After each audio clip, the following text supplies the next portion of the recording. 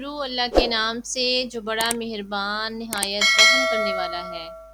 قیامت کے دن ایک بے نمازی عورت کو اللہ کی بارگاہ میں پیش کیا جائے گا۔ اس سے اللہ تعالیٰ دریافت کرے گا کہ تم بے نمازی کیوں رہی ہو۔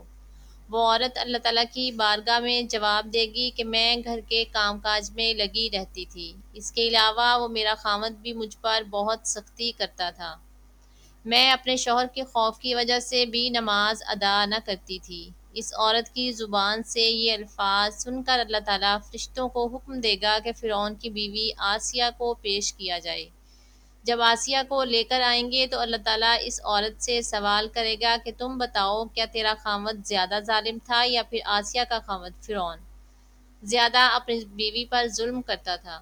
اللہ تعالیٰ فرمائے گا کہ آسیہ ایک ظالم بادشاہ کی بیوی ہونے کے ناطے بھی کتنی عبادت گزار تھی، کتنی پرہیزگار اور مجھ سے محبت کرتی تھی۔ اگر کوئی خاوند کسی کو عبادت کرنے سے روکتا تو سب سے پہلے آسیہ عبادت کرنے سے منع ہو جاتی۔ اللہ تعالیٰ اس عورت سے فرمائے گا کہ تم تو خود غافل اور غفلت کی وجہ سے تم بے نمازی رہی ہو، اب تم اس کا الزام اپنے خاوند پر ڈال رہی ہو۔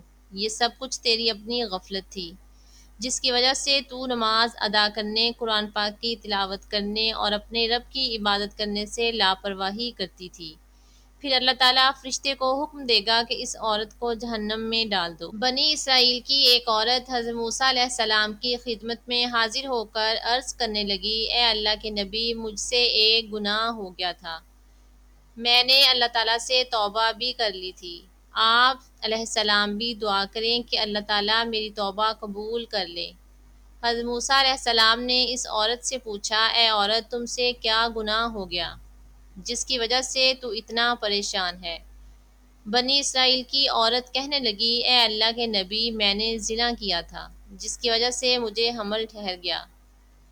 جب حمل ٹھہرا تو مجھے ایک بچہ پیدا ہوا، میں نے لوگوں کے طعنوں کے ڈر سے اس بچے کو قتل کر دیا، پھر ایک گڑھا کھود کر اس کو دفن کر دیا۔ اے اللہ کے نبی، اللہ تعالیٰ سے دعا کریں کہ اللہ تعالیٰ میرے گناہوں کو معاف کر دے۔ جب حضرت موسیٰ علیہ السلام نے سنا کہ اس عورت نے زنا کیا جس سے اس کو ایک بچہ پیدا ہوا، پھر اس عورت نے اس بچے کا قتل کر دیا، عورت کی یہ بات سن کر ہم موسیٰ علیہ السلام اس پر بہت ہی ناراض ہوتے ہوئے کہنے لگے، اے بدبخت عورت، یہاں سے نکل جا، ایسا نہ ہو کہ اللہ تعالیٰ تیرے گناہ کی وجہ سے یہاں کے لوگوں پر عذاب نازل کر دے، تیرے ساتھ ساتھ یہاں بے شمار لوگ بھی اس عذاب کی زد میں آ کر مر جائیں گے۔ جب عورت نے حضرت موسیٰ علیہ السلام کا غصہ دیکھا تو وہ عورت اللہ کے نبی سے دور چلی گئی۔ وہ عورت بڑی مایوس ہوئی کہ اللہ تعالیٰ مجھے کبھی بھی معاف نہیں کرے گا۔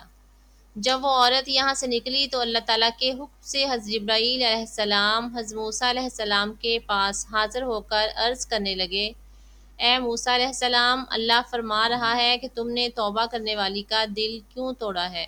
اے موسیٰ، جب وہ عورت توبہ کرنا چاہتی ہے تو نے اس عورت کو مایوس کیوں موڑا ہے؟ اللہ تعالیٰ فرماتا ہے، کیا تم نے اس عورت سے بدترین گناہ کرنے والا کوئی نہیں دیکھا؟ فرشتے کی بات سن کر حضرت موسیٰ علیہ السلام نے کہا، کیا اس دنیا میں اس عورت سے بھی زیادہ کوئی گناہ گار پایا جاتا ہے؟ حضرت جبرائیل علیہ السلام نے عرض کی، اے اللہ کے نبی، اس دنیا میں اس عورت سے بھی زیادہ گناہ گار وہ ہے جو بندہ جان بوجھ کر نماز کو چھوڑتا ہے۔ وہ شخص اس عورت سے بھی زیادہ بدتر گناہ کرنے والا ہے جو بندہ جان بوجھ کر نماز چھوڑ دیتا ہے۔ وہ اس زانی اور قاتل عورت سے بھی زیادہ بدبخت ہوتا ہے، اس عورت سے بھی زیادہ گناہ گار ہوتا ہے۔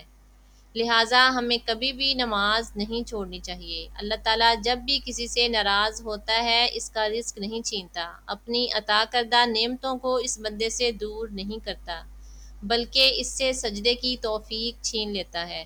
اللہ تعالیٰ اس بندے کا سکون چھین لیتا ہے۔ جب کسی بندے کا سکون ہی ختم ہو جائے تو اس بندے کا اس دنیا میں باقی کیا رہتا ہے؟ ہمیں چاہیے کہ 5 وقت کی نماز ادا کریں، ایسا نہ ہو کہ ہم بے نمازی ہی مر جائیں۔ استغفر اللہ۔